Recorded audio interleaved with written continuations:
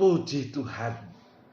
Bapak Ibu Saudaraku yang dikasihi oleh Tuhan, tidak terasa kita hari ini sudah hari yang ke-20 atau masuk dalam hari yang ke-21 ya, dalam pemahaman Alkitab, kitab Imamat, dan kita masih berada di dalam Imamat pasal 5. Saya percaya Bapak Ibu Saudara sekalian tetap setia, semangat untuk kita terus belajar atau memahami akan firman Tuhan.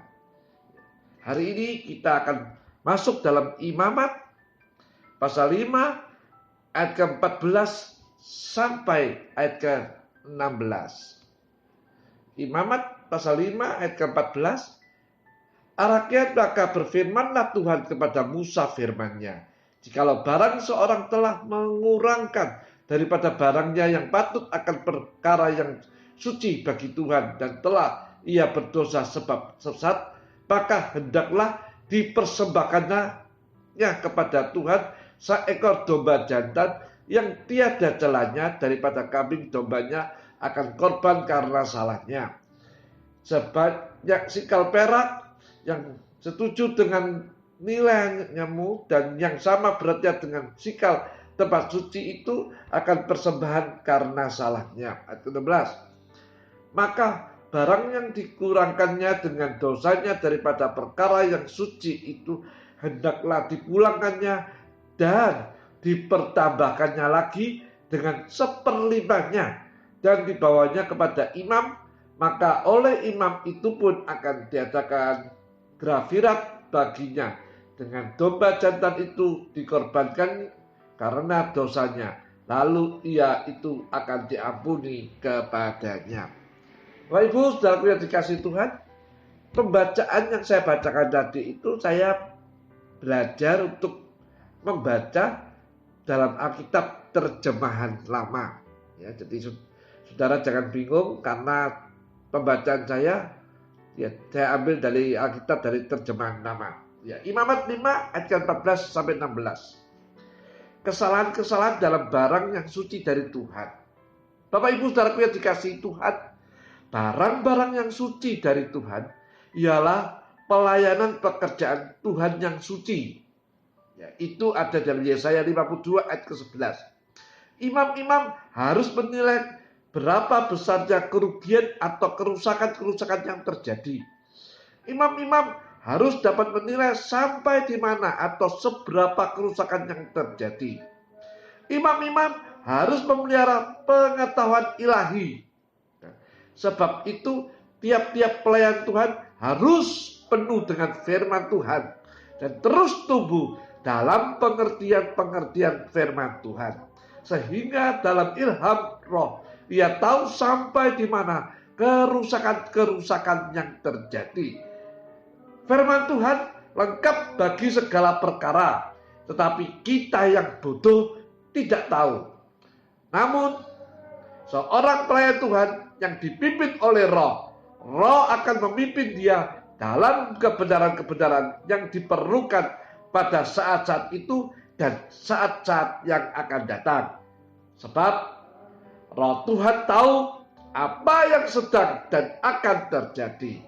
Oleh sebab itu tiap-tiap pelayan Tuhan harus setia menyelidiki firman Tuhan setiap hari sebagai prioritas utama, sehingga ia boleh mendengar berjam-jam suara Tuhan yang memberi padanya kebenaran-kebenaran yang dibutuhkan saat itu.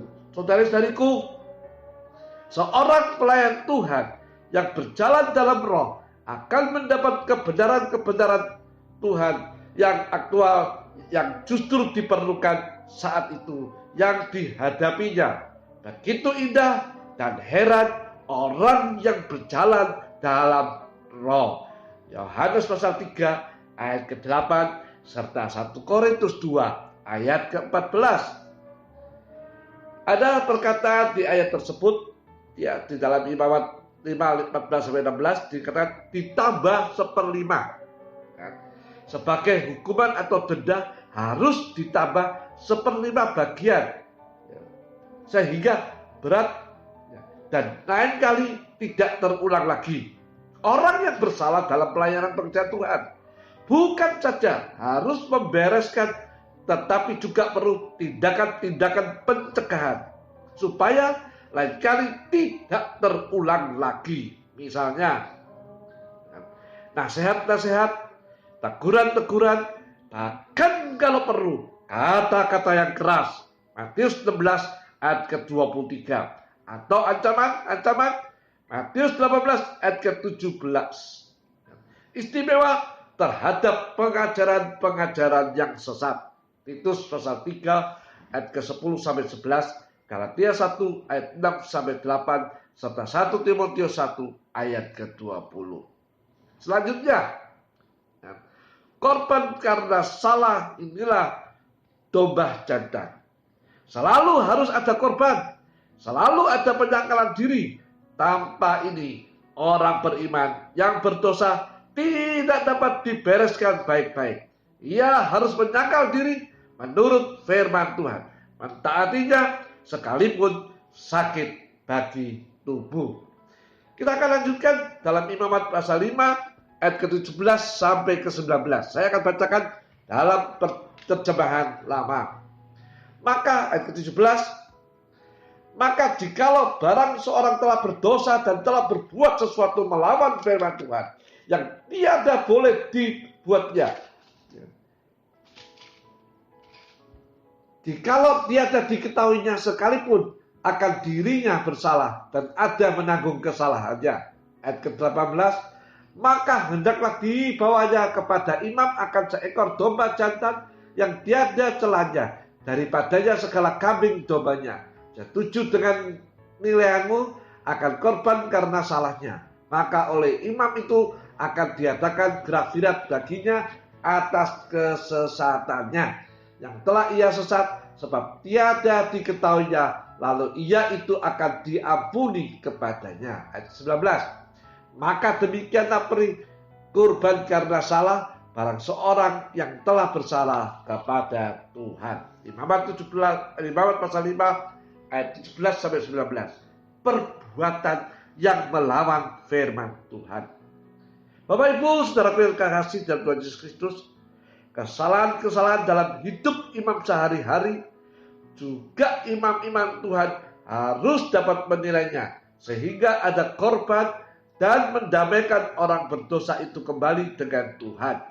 Orang-orang beriman yang penuh dengan hikmat pengetahuan Allah akan menjadi berkat besar bagi umat Tuhan. Lebih-lebih kalau seluruh sidang Tuhan mengerti akan tubuh Kristus akhir zaman, seluruhnya harus limpah akan kesempurnaan. Tuhan Yesus memberkati. Sampai kita berjumpa besok pagi. Haleluya.